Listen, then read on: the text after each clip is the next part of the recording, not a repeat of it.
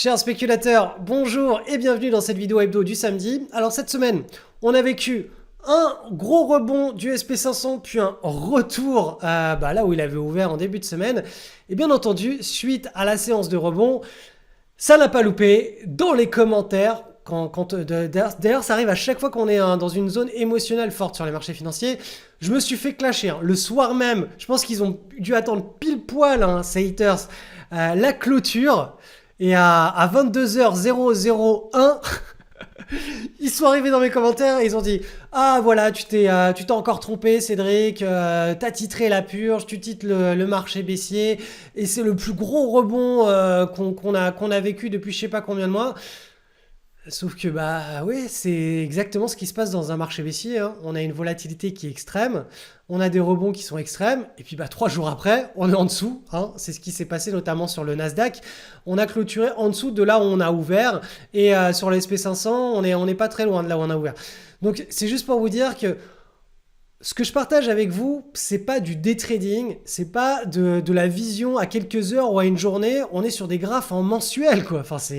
Donc il peut se passer beaucoup de choses pendant un mois, mais quand à la fin du mois on a un signal qu'on a une fois, qu'on a eu 3 fois en plus de 20 ans. Il faut faire attention à ce genre de signal. Donc on est en changement de régime et je vais vous en reparler cette semaine. Notamment, je vais revenir sur les 2 précédents signaux et vous montrer un petit peu comment ils se sont déroulés. Parce que ce qui est intéressant, c'est qu'on a eu, entre 2000 et 2002, on a eu un marché baissier qui était beaucoup plus lent avec des successions de vagues baissières. Alors qu'en 2008, ça a été vraiment la sanction immédiate et rapide avec la faillite de Lehman Brothers. Et là, on s'est pris un marché baissier extrêmement fort et directionnel en très peu de temps. Donc je ne sais pas si on aura l'un ou l'autre, ou d'ailleurs rien du tout.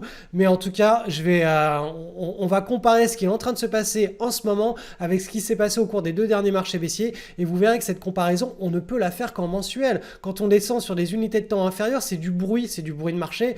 Donc arrêtez, notamment les haters. Les gars, mais arrêtez de regarder les graphes en minutes, en horaires ou en daily. On est sur des unités de temps qui sont extrêmement larges. Donc faites-vous plaisir, augmentez vos unités de temps et vous allez respirer. Et puis arrêtez d'inonder ma zone de commentaires, ou sinon venez partager au moins quelque chose d'un petit peu plus pertinent que « Ah, ça a rebondi, tu t'es trompé ». De toute façon, je me trompe une fois sur deux, je suis pas un magicien. C'est simplement que, en général, quand je me trompe, je coupe vite ou je me trompe en perdant pas beaucoup. Et quand j'ai raison, je laisse courir et j'ai raison fort. Donc, je préfère avoir tort souvent, mais avoir tort faiblement. Et quand j'ai raison, avoir raison très très fortement et avoir raison moins souvent. Ce qui compte, c'est pas d'avoir un taux de réussite extrêmement important. Ce qui compte, c'est gagner plus d'argent qu'on en perd. C'est ça la bourse. Donc je sais qu'à l'école, on nous enseigne à avoir des notes, on veut plus de 12, 13, 14 sur 20. On veut on compte les points en fonction d'un système de bon ou pas bon. Dans le système du capitalisme, c'est pas ça qui compte. C'est à quelle intensité on a bon. On peut avoir 1 sur 20, mais si le 1 sur 20 il comporte une intensité très forte, il rattrape largement les 19 réponses négatives. Et ça à l'école, on nous enseigne pas à visualiser les choses comme ça. Bon, allez, je commence cette vidéo, l'intro est un peu trop longue. Analyse du contrat futures Bitcoin. Donc c'est pas les mêmes niveaux que le Bitcoin directement coté en dollars. C'est pour ça qu'il y a des petites différences sur les échelles de prix. Mais au niveau des évolutions des vagues, c'est exactement les mêmes. Donc je vais faire une projection des bandes de Bollinger en weekly, donc en hebdomadaire. Donc je prends la bande de Bollinger supérieure, je la projette sur le scénario où on stabilise. Et la bande de Bollinger inférieure en weekly, vous voyez qu'elle est déjà en train de se stabiliser. Donc si les cours rebondissent à partir des niveaux actuels dans l'espèce de triangle que je vous ai dessiné il y a déjà pas mal de semaines, on devrait avoir les bandes de Bollinger en weekly faire quelque chose comme cela. Et comme cela. Et ensuite, de là, on verra si on repart sur un scénario catastrophe. Donc scénario où on casse par le bas la bande de Bollinger inférieure, ou si on repart sur un nouveau bull market avec une cassure par le haut de la bande de Bollinger supérieure. Et on verra que tout ça, ça coïncidera avec là une cassure d'une structure de prix, d'une grande latéralisation, où les opérateurs trouvent un consensus de prix où où ils se disent ok, c'est d'accord, le nouveau cycle, la purge, on la price à ce niveau-là. Donc là, en l'occurrence, hein, sur le contrat futures, ce serait autour de la zone des 20 000, hein, 20 000, 20 500. Donc les prix pourraient continuer à fluctuer autour de la zone des 20 500. Et ensuite, après, voilà, la purge est faite. Des bonnes nouvelles se mettent en place, la régulation et la re-réglementation qui est effective et a permis à voilà, de nouveaux investisseurs, de nouveaux opérateurs d'avoir des perspectives très positives sur cette classe d'actifs, ce qui pourrait amener une cassure par le haut et repartir sur le bull market suite à un moins 80% en bear market. Donc ça, c'est le scénario optimiste où tout simplement on est sur les bas de marché et là on est en train de construire eh bien la grande base, hein, la base où on établit un consensus de marché. Bien entendu, hein, le scénario un peu plus négatif, c'est qu'on vienne casser, hein, la bande de Bollinger inférieure, que ce soit à court terme ou à moyen terme, et qu'on déclenche une nouvelle vague de baisse vers un mouvement baissier de l'ordre de moins 50% par rapport au niveau actuel. Donc affaire à suivre. En tout cas, voilà, si sur les indices boursiers, sur les indices actions, ça s'écroule très fortement, il y a peu de chances, hein, moi de mon point de vue, donc ça veut dire contraction des liquidités, il y a peu de chances pour que ces liquidités, elles apparaissent comme par magie sur le marché des cryptos. J'ai du mal à aller voir s'investir. Quand les opérateurs ont peur, ils se mettent en cash. Et puis ils bougent pas. Ils attendent que l'orage passe. Et puis après, petit à petit, ils reviennent tranquillement. Donc voilà, j'ai du mal à voir un bull market sur les cryptos alors qu'on a un bear market, un marché baissier sur les actions. C'est vraiment très très peu probable. Donc en réalité, le scénario optimiste, ça impliquerait que sur les actions, on le verra en deuxième partie de vidéo, on a une purge au cours des 2 prochains trimestres qui soit pas trop forte, hein, qui soit de l'ordre de moins 30%. Et qu'ensuite on reparte en bull market, on va dire courant de l'été, un petit peu avant l'été de l'année 2023, au courant de l'été 2023, ce qui pourrait permettre de libérer peut-être avec un petit peu d'avance un nouveau bull sur le crypto, sur le marché des cryptos. En tout cas, voilà, tout ce que je vous dis là, clairement, c'est des supputations, c'est du cycle. Là, la réalité, elle est face à nous. On est en train de latéraliser. Il y a un consensus de prix qui est en train de s'établir autour de 20 500 $ sur le contrat futures. Et on a déjà une purge de moins 80%. Donc là, la latéralisation, elle me semble tout à fait... attendu. C'est pour ça que je vous ai tracé une projection de ce large triangle avec en bleu là au milieu des fluctuations qui devraient se stabiliser si on respecte bien cette partie de ping-pong dans ce triangle. Pour ceux qui ne le savent pas, j'ai repris les emails privés. Donc si vous n'êtes pas inscrit à ma liste de contacts, je vous invite à cliquer sur le lien en description de cette vidéo. Vous allez tomber sur cette page. Laissez votre email et vous pouvez vous désinscrire à tout moment, mais vous allez recevoir régulièrement pendant la semaine 1, 2, 3, voire 4 emails, les semaines où j'ai pas mal de choses à partager avec vous. Donc voilà, ça peut être des histoires perso, ça peut être une vision du marché que j'ai pendant la semaine, l'histoire, des recommandations, des conseils, des graphes, des choses qui me viennent pendant la semaine que je partage pas sur YouTube. Donc c'est un format qui est écrit, qui est un peu plus réfléchi et qui va vous permettre surtout de consolider votre mindset, hein, parce que là, vraiment en bourse, la vision, je pense que c'est bien plus important que la technique. La technique, tout le monde peut l'acquérir, mais la vision est quelque chose que tout le monde sous-estime, alors que de mon point de vue, ça fait toute la différence. Donc voilà, je vous ai mis le lien de ma liste email en description. Inscrivez-vous et on se retrouve on continue la vidéo, on se retrouve pas plus tard.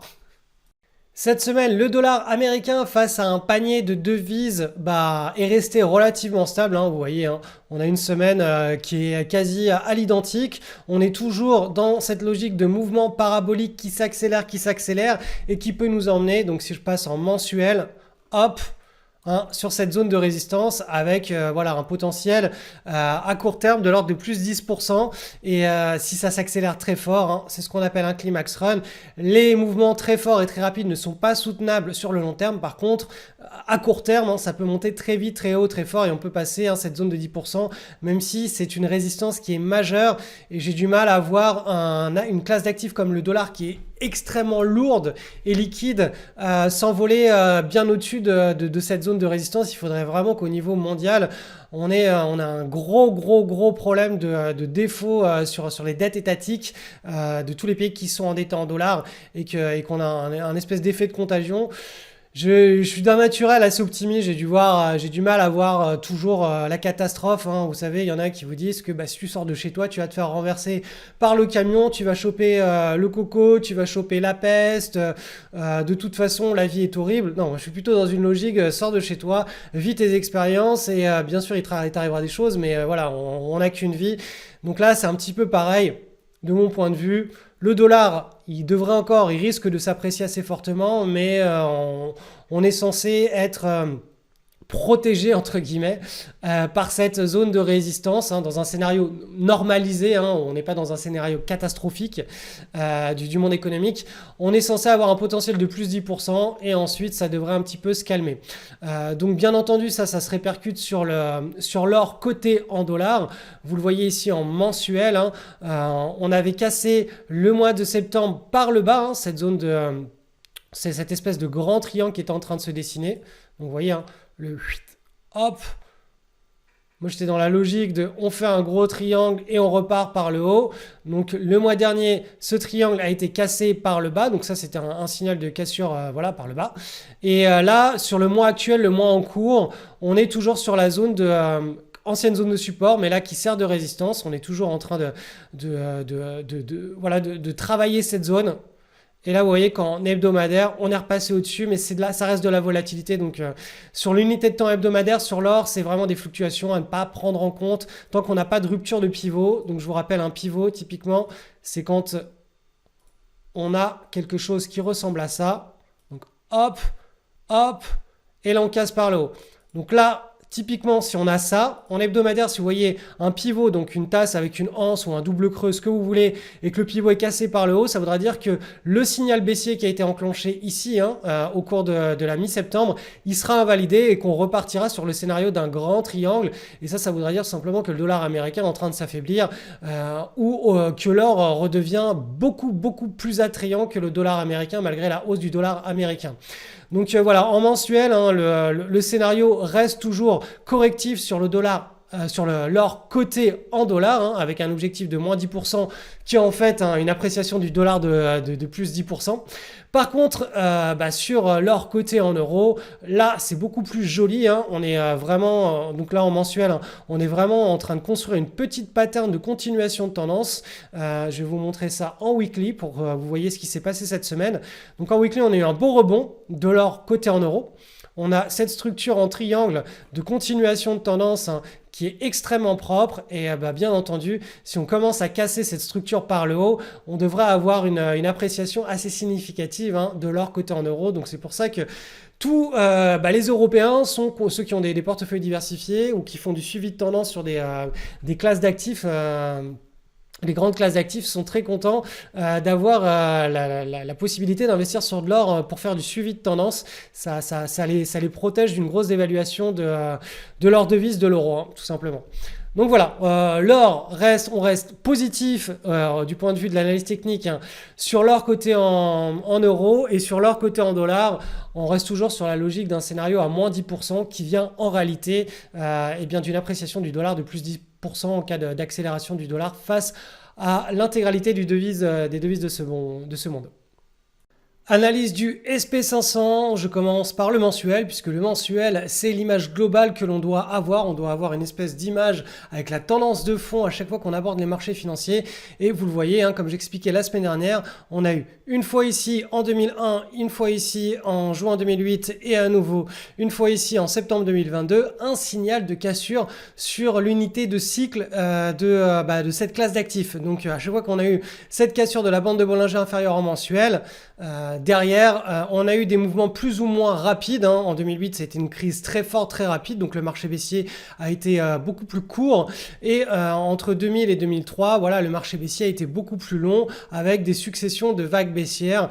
Mais dans tous les cas, à chaque fois, on a lancé un marché baissier. Donc, est-ce qu'on aura un marché baissier ou pas ? Je n'en sais rien, je ne suis pas capable de lire dans les... j'ai pas de boule de cristal. En tout cas, l'image que j'ai maintenant, c'est que on est en train de changer de régime et je m'attends psychologiquement à ce qu'on puisse dévisser de l'ordre de moins 30, moins 40% dans les prochains mois. Et ce scénario peut très bien être invalidé au cours des 2, 3, 4 prochains mois si on vient retrouver la bande de Bollinger ici en mensuel. Donc si au cours du mois d'octobre, novembre, décembre, on vient clôturer au-dessus, pour moi ce sera un signal d'invalidation. Si on vient reclôturer en dessous, ce sera un signal à nouveau de confirmation. Donc on peut faire, si vous voulez, d'un mois sur l'autre, on peut être en mode ping-pong. Signal de marché baissier, contre-coup, donc un faux signal de marché baissier, puis un nouveau signal de marché baissier. Mais cela dit, il faut quand même garder à l'esprit qu'un marché baissier, quand il se lance, il est fort, il est violent, il y a de la panique. Donc en général, quand ce genre de signal est lancé, ça va pas trop, voilà, on va pas faire du ping-pong autour de la bande de Bollinger inférieure. En général, ça s'empire. Les opérateurs ne prennent en compte que les mauvaises nouvelles et c'est pour ça que ça dégringole aussi fort, aussi vite et qu'il y a rarement des faux signaux. Donc voilà, affaire à suivre. En tout cas, en mensuel, on reste avec cette image. Alors c'est assez marrant puisque cette semaine, les marchés ont brièvement rebondi. Alors là, je vous montre le SP500 en hebdomadaire. Donc vous voyez, cette semaine-là, on a une longue mèche à la hausse. Et ensuite, c'est revenu clôturer pratiquement là où ça avait ouvert. Et je vous le mets en mille, bien entendu.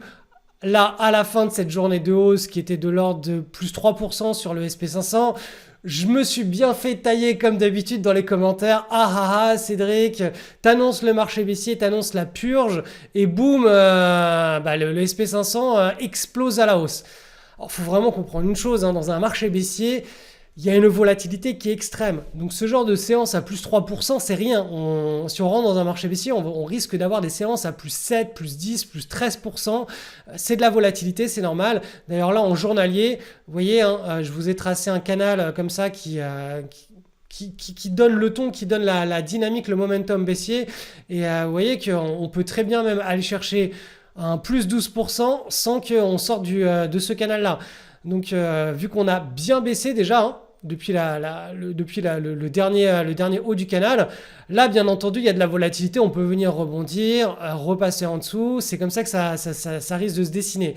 Mais la logique, vraiment gardez-la à l'esprit, c'est pas ma boule de cristal, c'est simplement l'analyse technique sur la bonne unité de temps, je le précise, parce que si on met en place tous ces signaux de cassure de support ou cassure de résistance sur la mauvaise unité de temps, on va avoir énormément de faux signaux. C'est pour ça que, de mon point de vue, l'unité de temps mensuelle sur les indices boursiers, notamment sur le SP500, est vraiment l'unité de temps qu'il faut privilégier quand on a des signaux. Et voilà, le signal, on l'a eu. Donc cette semaine, même si on a eu un petit rebond avec de la volatilité, on est toujours dans le signal de marché baissier tant qu'on n'aura pas reclôturé au-dessus de la bande de Bollinger inférieure au cours des prochains mois. Donc voilà. Pour le moment, on reste dans la logique de marché baissier. Le Nasdaq 100, c'est exactement pareil. On a eu la clôture le mois dernier. Donc là, on est sur du mensuel. Je vais vous passer maintenant en hebdomadaire pour voir ce qui s'est passé cette semaine. Donc la même chose que sur le SP500. On a une grande mèche ici. On est monté très haut. On est revenu clôturer pratiquement là où on avait ouvert la semaine. Et sur le Dow Jones... Le Dow Jones, idem, la semaine précédente, on avait bien clôturé clairement en dessous du support, alors que si je repasse sur le Nasdaq 100, vous voyez en hebdomadaire, on est pile poil sur le support. La semaine dernière, on a clôturé en dessous. Là, cette semaine, on est toujours aux alentours. Sur le Dow Jones, lui, on est clairement en dessous. Le support en hebdomadaire, il a été cassé il y a 2 semaines, il y a 3 semaines. La semaine dernière, on a clôturé bien en dessous. Cette semaine, on a un mouvement de volatilité avec ce pic, mais on revient en dessous. On est clairement, on est toujours en bear market et depuis qu'en mensuel, on a cassé par le bas. Donc mensuel, je vous redonne l'image sur le Dow Jones. On a fait une très belle cassure de la bande de Bollinger inférieure. On a un potentiel de baisse, selon moi, de l'ordre de moins 30 à moins 40% maximum. Donc en trimestriel, on a les bandes de Bollinger ici qui devraient servir, notamment la bande de Bollinger inférieure qui va être dynamique au fil des trimestres, qui devrait servir de zone de support. Donc plus sur du moins 30% si on accélère très fortement au cours du trimestre actuel et du prochain trimestre. Donc voilà, les marchés, non, il n'y a pas de contre-coup, il n'y a pas de... Enfin, pour le moment, hein, une semaine après le vrai grand signal de marché baissier, je vous rappelle, on a eu 3 en l'espace de 20 ans. Bah, une semaine après, non, c'est pas invalidé. Pour que ce soit invalidé, il faut que, je le rappelle, en mensuel, à minima, sur le Dow Jones, le Nasdaq et le SP500, on revienne clôturer en dessous de la bande de Bollinger inférieure. Et je le répète, en marché baissier, en général, les mouvements de panique, voilà, ils prennent, ils s'enchaînent, donc il y a peu de chances pour que ça arrive. Mais bon, voilà, si ça arrive, moi je repasserai à nouveau en mode ping-pong, c'est-à-dire bas de range vers le haut de range. Qu'est-ce qu'on pourrait analyser en comparaison? Vous voyez que là, sur le SP500, le marché baissier, là, quand il a été lancé, on a eu ensuite le mois d'après, hein, on a eu un mois baissier, donc le mois de mars. Après, on a fait un beau rebond en avril, en mai, et puis en juin 2001, vous voyez qu'on a eu un gros rebond. Et là, beaucoup se sont dit, ça y est, c'est la fin du marché baissier. On repart sur un bull market. Sauf que là, bah, effectivement, quand on trace le niveau de support de la bande de Bollinger inférieure, qui a été cassé ici, on voit que c'est un pullback. Donc on l'a cassé, on est venu rebondir. On n'a pas passé ce niveau-là et le marché baissier est reparti de plus belle. En 2008, ça a été beaucoup plus violent et beaucoup plus rapide suite à la faillite notamment de Lehman Brothers. Donc, on avait breaké ici, hein, donc la bande de Bollinger inférieure en mensuel. Ensuite, le mois d'après et le mois ensuite, on a fait un petit rebond. On a été chercher l'ancien support qui est devenu résistance. On n'a pas réussi à le franchir et boum, après la dégringolade a été très forte puisque c'était un marché baissier avec beaucoup de volatilité. Donc là, typiquement, hein, ce que l'on est en train de voir, hein, c'est que la zone de support ici, là, elle est cassée. On peut très bien avoir quelque chose de ce genre-là et ensuite repartir par le bas. Tant qu'on est en mode rebond et qu'on ne repasse pas bien au-dessus de la bande de Bollinger inférieure et bien au-dessus de cette zone d'ancien support qui est devenue résistance, il n'y a pas on est obligé de garder à l'image cette vision de marché baissier pour les prochains mois et les prochains trimestres. Donc voilà, j'espère que vous comprenez que la bourse, c'est pas la cour des miracles. Il y a des cycles pendant lesquels il faut savoir rester cash, il faut savoir rester en défense. Moi, je me rappelle, hein, pendant le marché baissier de 2008, ça a été une année extrêmement frustrante parce que il y avait littéralement rien sur mes screeners. J'étais très très déterminé à faire des décalages sur mes comptes de bourse. Il n'y avait pas d'opportunité et je me rappelle le seul trade intéressant que j'avais eu, c'était sur Volkswagen. J'avais d'ailleurs documenté dans mon livre, hein, qui est en téléchargement gratuit sur mon blog. Je l'avais documenté, je l'avais mis en temps réel, hein, sur mon blog de l'époque. C'était la seule transaction intéressante qui avait eu lieu pendant toute cette débâcle financière parce qu'il y avait eu un short squeeze gigantesque sur l'action Volkswagen qui était quand même une blue chip et ça avait créé un décalage monumental. Mais sinon, le reste du temps, il n'y avait rien à faire. Et c'est extrêmement important de justement analyser les indices et de projeter des images. Ok, là on est dans une image où je dois absolument m'astreindre à rester cash. Là on est dans une image où c'est de la partie de ping-pong, je suis en bas du range. Si je trouve des opportunités sur mes screeners, je peux me permettre de les trader, mais avec un money management beaucoup plus défensif. Ou, troisième image, je suis en bull market. Et là, en principe, mes screeners me retournent plein d'opportunités. Et là, je peux saisir ces opportunités et être beaucoup plus agressif dans mon money management. Mais il y a des cycles pendant lesquels on va gagner des sous, des cycles pendant lesquels on va en gagner ou en perdre un petit peu, et des cycles pendant lesquels on veut rester cash, on veut rien faire d'autre. Et c'est marrant parce que j'ai une dégustation de rhum cette semaine avec des amis et j'avais un pote, il me disait je suis plein de cash, je sais pas dans quoi investir, il faut qu'on discute Cédric. Et je lui ai dit mais tu sais il n'y a pas de magie sur les marchés financiers actuellement. Les seuls qui passent des transactions, clairement, ce sont les investisseurs dans la valeur ou dans les dividendes. Eux, ils cherchent des grosses boîtes, des blue chips qui sont au rabais, ou même certains, mais c'est beaucoup plus compliqué, des small caps qui sont au rabais, et ils sont prêts, ça les dérange pas de se prendre un moins 50, moins 60% sur leur capital, parce que pour eux, ils ont acheté la boîte à un prix intéressant, ils ont soit la valorisation qui est intéressante, soit un dividende qui reflète une valorisation intéressante sur une entreprise qui est solide, et même si leur portefeuille baisse de moins 50%, c'est pas grave, ils sont OK avec ça. Ils regardent juste la valo ou le dividende. c'est parce que tu veux pas que tes durs, ton épargne que tu as constituée au cours de ces dernières années, elle s'écroule à moins 50, moins 60, moins 70%. Donc clairement là, mis à part rester cash, y a pas de secret. Et voilà. Donc j'espère que vous acceptez cette petite discussion que j'ai eue avec mon ami. J'espère aussi que vous êtes prêt à l'accepter. Alors je sais qu'il y en a qui vont me dire, qui m'ont dit dans les commentaires, mais Cédric, tu sais qu'on peut shorter les marchés. Bah, je vous laisse shorter les marchés à ma place. Moi, je préfère rester tranquillement cash parce que je connais les stats, je connais les asymétries sur les trades. Je sais exactement, voilà, j'ai déjà vécu un marché baissier, j'ai déjà analysé plusieurs marchés baissiers auparavant et je comprends comment ça s'organise tout ça, les creux de liquidité, les, euh, les asymétries positives et négatives en fonction des marchés. Si vous n'avez pas conscience de tout ça, je vous invite simplement à lire mon bouquin. Je le répète, il est en téléchargement gratuit sur mon blog, e-devenirtrader.com. Vous pouvez le télécharger et ça vous donnera une bonne notion de ce qu'il faut faire et ne pas faire en bourse.